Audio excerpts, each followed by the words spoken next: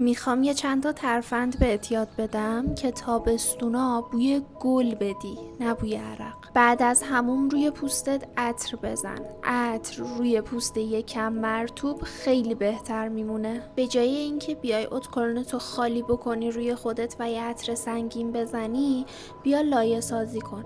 یعنی یه شامپو بدن خوشبو بزن، یه لوسیون بدن خوشبو بزن و بعد یه عطری که بوش با اونو هماهنگه رو بزن به بدنه. اگه یه موقع خواستی از ضد طریق استفاده بکنی، بهترین زمان استفادهش شب قبل خوابه. معمولا وقتی شب قبل خواب استفادهش بکنی بهترین اثرشو میذاره.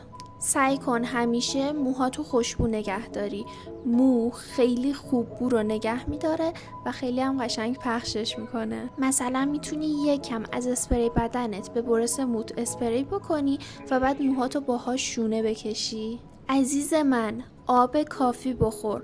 کم آبی بدن باعث میشه که بوی عرقت خیلی تند و تیز بشه. یه لایه خیلی نازک وازلین رو روی نبضت بزن و بعد از عطرت اسپری بکن روش.